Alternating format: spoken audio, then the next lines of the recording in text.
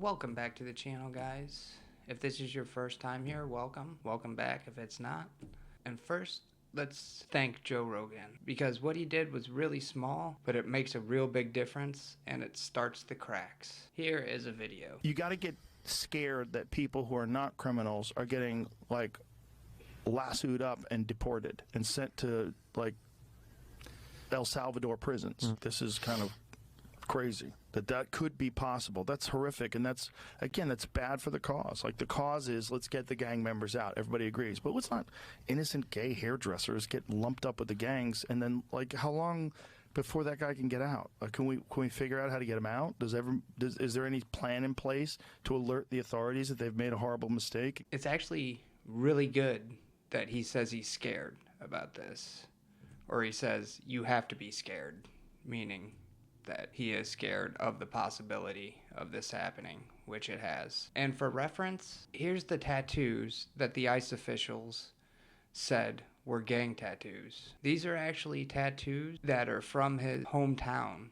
A lot of people have these tattoos, reportedly. I mean, this is a terrifying situation. I can't even imagine if some officials just came, took me away for zero reason, and sent me to El Salvador and put me in a prison, a supermax prison. That's terrifying. What if this happens to U.S.-born natural citizens? Like, yeah, this was an administrative error, they claim.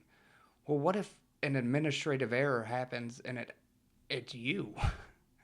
And you're the one that gets sent there. I couldn't find anything about this guy coming home or getting brought back. A lot of news networks have been talking about this guy, but no one's been talking about how are we getting him home. I want to see some official updates, because I haven't seen the White House say anything other than this was an administrative error and we shouldn't have sent him, but we did. Whoopsie. It really makes me fearful that if someone doesn't agree with the Trump administration, that honestly this could happen to them. And that does sound like a stretch, and it is a stretch. But everything starts somewhere.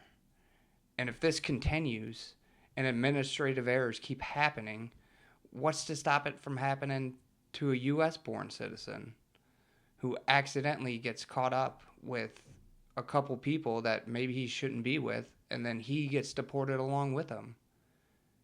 How do we even get them back at that point? That's the only good thing about this story, is that it brought into light that not everyone is a Donald Trump sycophant. Even if you voted for him, you can see this and say, yeah, this is a pretty big deal. This is not acceptable. An administrative error sent someone to a prison in a different country. Think about that. That's terrifying. And as Joe Rogan said, what happens if we lasso up wrong individuals and we send them there? What do we do then? There's no system been set up for something like that. The only thing I could say is I think it's really good that Joe Rogan actually said something about it, because he is a pretty ardent Trump supporter, and he helped get him elected. I mean, that's just what it is, which is fine. Everyone is entitled to their own beliefs. That's great. But everyone should look at this and should say, this is objectively bad. There should be a system in place for this not to happen. And if it does happen, there should be a system to get those people back. And if there's not, then there's no telling how many people, innocent people, we're just going to send to El Salvador and say, all right, well, see you guys later. We'll have to deal with this later. This is what happens when your administration takes actions to get things done without preparing right channels to do those things. Can you imagine if Biden would have sent someone to a foreign prison like the Trump administration did? How hard Fox News would be going after them? I mean, this would be 24/7 news if Biden had done it. But all of a sudden, Fox News is quiet and even mocks the gay hairdresser because it's Fox News. I mean, come on. I guess I'll end the video with a little bit of hope in that people are starting to see the cracks form.